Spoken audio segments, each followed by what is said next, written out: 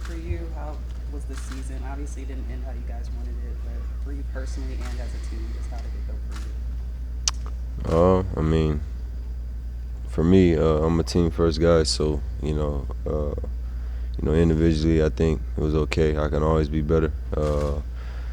Just as a team, I feel like it just, it wasn't what we wanted, what we expected, and that's just that. What do you feel like maybe was missing as a team that it didn't get to where you wanted it to be? Consistency before the injuries, and then the injuries was the biggest one. How do you, speaking of the injuries, not using them as an excuse, but how can you explain the value of like lineup continuity and how important that is? Say that again. I didn't hear you in the How beginning. can you explain the value of just having the same lineup out there night in and night out with all the injuries you guys have had, like without using it as an excuse? Like how valuable is that to a team to have Uh, 5, 10 guys out there? I mean, it's really important.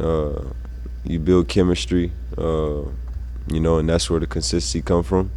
When there's new lineups, it's just hard to build chemistry that way. So, at the end of the day, like I said, I'm not somebody to make excuses. So, whoever's healthy, who's ever out there ready to compete at a high level is, who you go out and practice with and get ready for games with. So, but obviously, in this league to, win at a high level, I feel like you have to be healthy and you have to be consistent. And just talking to Wesley, he mentioned how throughout the year he could see different guys stepping up as leaders and everything like that. Just for you, what did you observe throughout the season as far as guys kind of owning a leadership role in different ways? I mean, I just try to show up to work and, be myself and lead by example. I can't really speak on if this guy's a leader, that guy's a leader. But at the end of the day, it's a great group of guys. Like I said in the past, all the way to now, you come in here and you see a bunch of guys working on their game, wanting to get better, trying to learn and just deal with what we could deal with. And like I said, at the end of the day, it is what it is. You can't make excuses. Dejounte, when you look back over the entire season, was this one an enjoyable one for you, even though you guys obviously don't reach where you want to be? Enjoyable, Mm-hmm. not enjoyable. A lot of ups and downs. You could tell. You say a lot of good moments, bad moments, but I think if you're not going to the playoffs, it shouldn't be enjoyable. And I just, how passionate I am and wanting to win and willing to do whatever to win. Was there kind of maybe a discussion among the players after that play-in game just about kind of how the season went or anything like that as a team? No. It looked like Garrison took big steps for his NBA future this season. What did you see from him over the course of the year trying to step into that kind of role? I mean, number one, he's a great person. I love him a lot. Just the person he is, and his work ethic speaks for itself. Every morning he's in here. He practice. After practice, he's in the gym. He's in the weight room, handling himself, taking care of himself, and he's available. So a guy like that is just. I'm just happy to see somebody like that get the success that he was getting over the course of the season. And I think he made a name for himself, and I hope whether it's here or wherever it's at, I hope, somebody give him his worth, and he gets a bunch of guaranteed years in NBA because he deserves to, be a guy in a rotation on the team.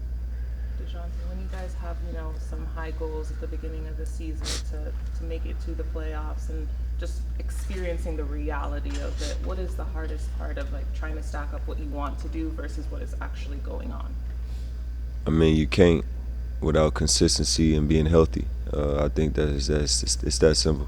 You're not consistent, and then you're not healthy. Those are two bad mixes to have, in such a competitive sport, especially in the NBA. What do you go into the summer focused on for you as far as how do you approach it, trying what you're focused on, just preparing for next year? For me, I try to keep the same approach, especially on the basketball court. I never limit myself. I always try to continue to get better and grow as a player. And then outside of that, I want to become real, like stronger, stronger than I ever been before. So, just the nutrition diet thing, even though I eat right, but just tuning it up even more and in the weight room even more, working on what I really need to work on, and just trying to take everything to another level. That's just, who I am. Each and every year, I try to approach it the same way, but even better. So that's pretty much it.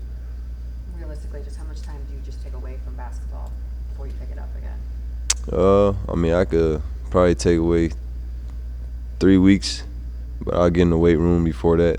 I actually fell in love with starting to lift, so it's just hard in the season to do it every day. You're always on the go, always on the move. So, basketball will probably take 3-4 weeks before I start going hard in it. And other than that, I'll be starting lifting probably in a week. What made you fall in love with it? Was there like a moment or something that you noticed a difference just in your game by lifting more, or? When I got hurt a few years ago,